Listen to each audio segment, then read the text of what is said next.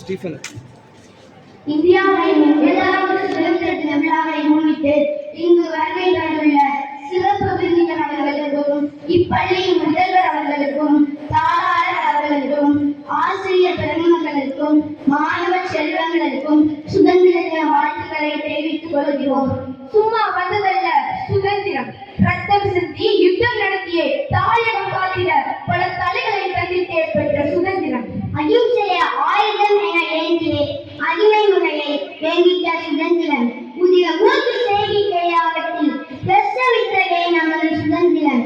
India எனும் இரும்பு தேசத்தை உருவாக்கிட பலர் சுவாசத்தை காணிக்கையாக தந்திருக்கிறோம். துப்பாக்கி தோட்டாக்கள் முழங்கிட துடித்த ஜாலியன் வாலாபாக் வீரங்களை ஏற்றிருக்கிறோம். எத்தனை உடல்கள் சிந்தியது ரத்தம், எத்தனை தலைகள் உருண்டது முத்தம், எத்தனை பேர்களை வாழ்க்கை முடிந்தது சிறையில், எத்தனை பேர்கள் உடல்கள் வீழ்ந்தது சிதையில். சிறை வாசத்தால் சிதைந்த உயிர்கள் வெறும் உயிர்கள் அல்ல, மண்ணில் விதைக்கப்பட்ட விடுதலைக்கான விதைகள். விதைக்கப்பட்ட விதைகளில் வீழ்கொண்டிருந்து இந்திய விடுதலைக்காக போராடிய லாலா லஜபதி ராய், திருப்பூர் குமரன், வ.உ.சி., காந்தி, நேரு, சுபாஷ் சந்திர போஸ், சர்தார் வல்லபாய் பட்டேல், ஜான்சி ராணி, வேலு நாச்சியார், பாரதியார், மது சகோதரர்கள் போன்ற ஏராளமான போராட்ட வீரர்களின் உறுதியும் தியாகமும் தான் நாம் சுவாசிக்கும் சுதந்திர காற்று.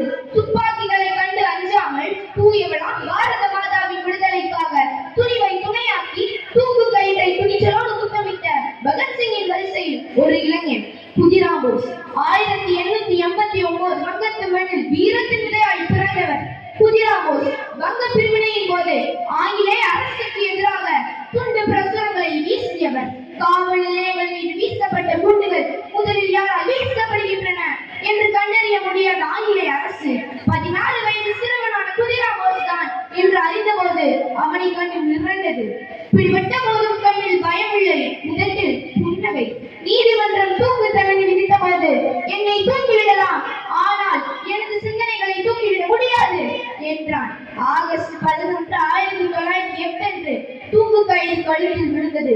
கடைசி மூச்சு வரை வந்தே மாதம் என்று முழங்கி வீர மரணம் அடைந்தான். அப்போது அவனுக்கு வயது 18 மட்டுமே. குதிராம் போஸ் சிறுவன் தான், ஆனால் பெரிய வரலாறு படைத்திருந்தான். குதிராம் போஸ் சிறையில் அடைக்கப்பட்டிருந்த போது அவனை பார்ப்பதற்கு அவனது அம்மாவிற்கு அனுமதி கிடைக்கவில்லை. ஆனால் அவன் இறந்ததற்கு பிறகு மிக நீண்ட முயற்சிக்கு பிறகு குதிராம் போஸ் அடைக்கப்பட்டிருந்த சிறையிலே சென்று பார்த்தார் அவனது அம்மா.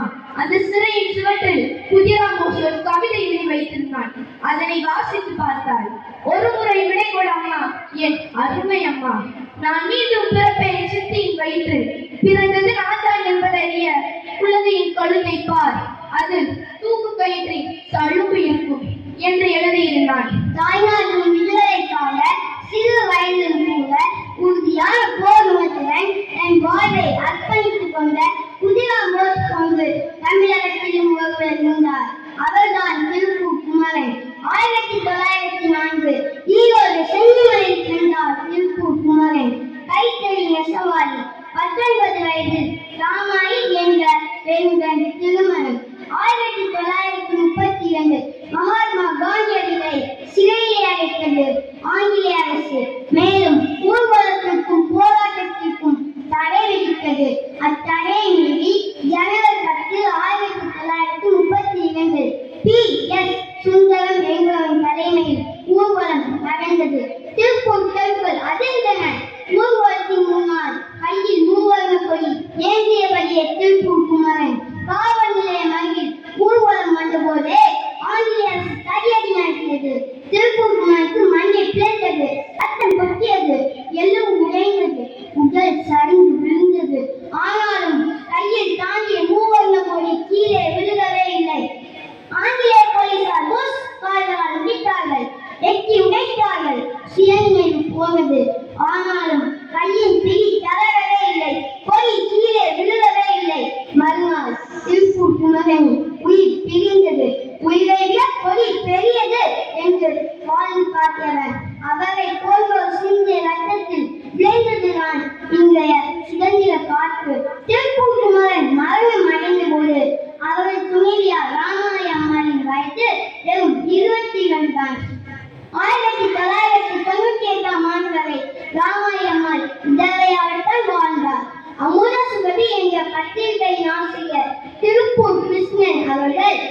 என்ற பத்திரிகையில் திருப்பூர் குமரனை பற்றி எழுதிய கட்டுரையை இவ்வாறு கொண்டு வந்து முடித்துள்ளார்.